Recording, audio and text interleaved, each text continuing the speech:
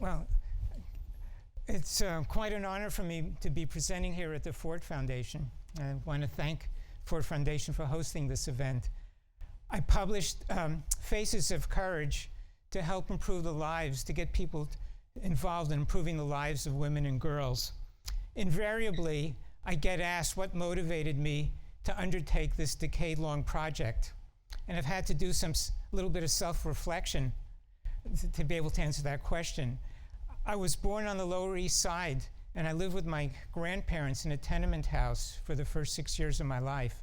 And I think I became very sensitized to the issues of poverty and people trying to improve the quality of their lives. I earned my living as a commercial photographer, and even though it satisfied my wallet, it never satisfied my sense that photography should be used to promote social justice and race consciousness. I was reading, I became a fan of Nicholas Kristof and was reading quite a few of his columns in the late 90s. I still do. But in 2001, I decided to take some action. And I went to Asia in August of 2001 for the Global Fund for Women to photograph some of their grantees.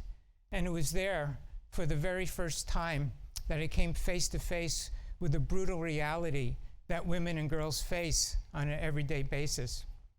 I'll never forget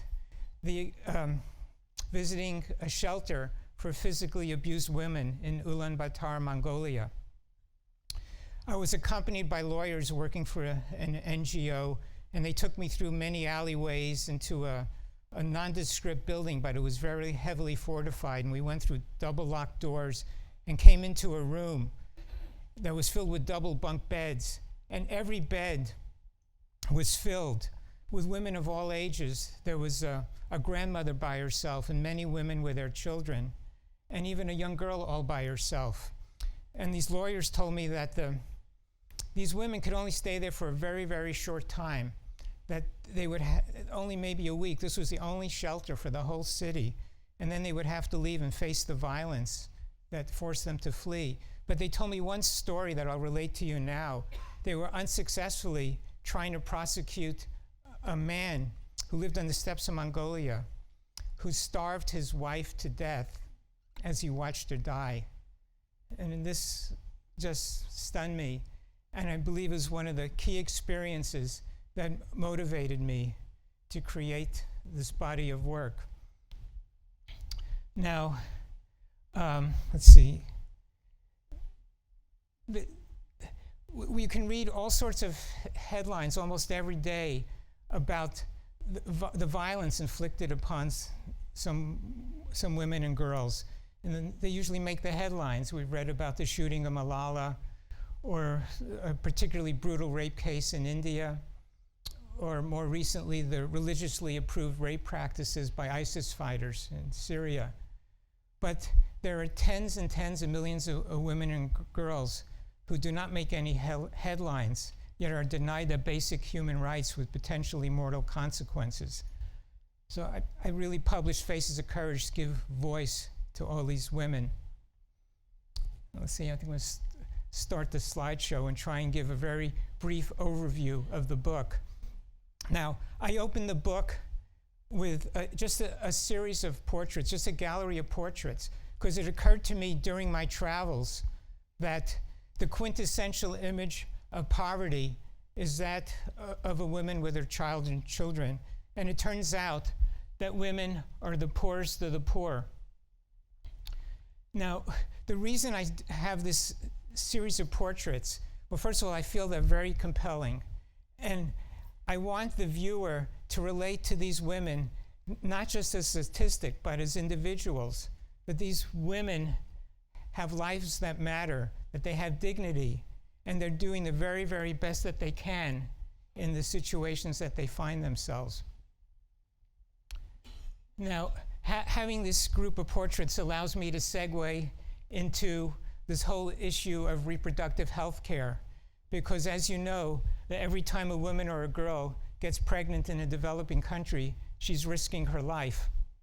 And this is a situation in northern Nigeria, and I've photographed many situations like this of women waiting to see a healthcare worker.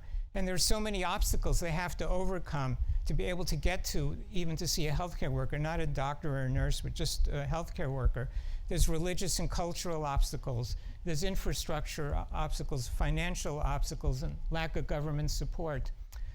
Anyway, without proper contraception, teenagers will have babies at a very early age. And this young girl here is in Ethiopia. She was all of 17 years old, and this is her with her second child. Now, some of the consequences of early pregnancy can be devastating. This is Margarito, and she's had a fistula. And I think most of you know what a fistula is, but for those who don't, it's a tear between a woman's vagina and her urethra or rectum, and it will cause feces or urine to leak uncontrollably. And without repair, this young woman would live a life of a living hell. She'd be ostracized into a small hut, and nobody would go near her. She'd just be totally isolated. She was 15 years old. She had a baby. It was stillborn. And fortunately, she found this clinic in Malawi where she was able to have corrective surgery. Now, this you'll recognize as the cover of the book, and this is Kala. And one of the reasons she was on the cover is she was a child bride. This was in Rajasthan. And she was married when she was 3 months old. And so you heard me correctly, 3 months old. All the papers were signed, and she still lives at home with her parents, but as soon as she's old enough to have a baby, she's going to be shipped off to her husband's home. This is on a chapter on dowry abuse, and this was a project funded by the Global Fund for Women. This is Nazia. This is in Delhi, India. And she's telling the story how her husband tried to kill her not once, but twice. And he got a motorcycle for his dowry, but he wasn't satisfied with it. He wanted a car. So he pushed her off the back of a motorcycle and tried to make it look like an accident. And she's here trying to plead to get permission from this women's group so she can get a divorce. And after I took this portrait, you could see how tense she is holding her hand. She just broke down in tears. It took a lot of courage for her to come to this group. This is another project supported by Global Fund for Women. This is in Lucknow, India. This is Mira. She was a very good high school student.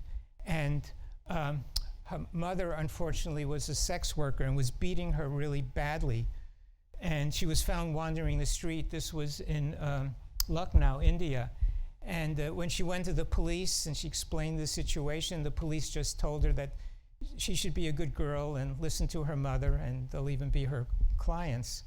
Anyway, fortunately, the story has a happy ending. The NGO, supported by Global Fund for Women, intervened, and she's back in school, and now she lives with her aunt and uncle. This was another Global Fund project. This was about trafficking in Indonesia. This is Sina. And she was trafficked to Saudi Arabia and being totally out of communication with her family, which you see here in the background. And again, it was only through the intervention of the Global Fund that she was able to reunite with her family. Now, a lot of the first part of the book is pretty emotionally challenging. This next part is much more hopeful and optimistic. This is Jolie, and she's probably the most amazing, resilient young person I ever met. This is a project sponsored by American Jewish World Service. It's Shima, Kenya, and they take these girls from war-torn countries in Eastern and Central Africa and rehabilitate them. And her long story is in the book, but she's a victim of horrific stuff, a lot of sexual violence. And I didn't really get her story until 2 months after I photographed her. And I was just shocked to read it. It was because she was so cheerful and she had such vitality and such great attitude. I just couldn't believe it was the same person. I also photographed a big microfinance project in Ghana. This is Sarah, and she took a small loan, grew it into a big bakery business. She makes 3,000 loaves of bread a week and is able to support not only her family, and she's ensuring that all her kids will go to school, but she also supports supplies many jobs to her community. Now, the assignment that gives me the greatest joy and the greatest feeling of optimism is going into a classroom full of girls, because the energy and the concentration that I see in their faces is just contagious and palpable.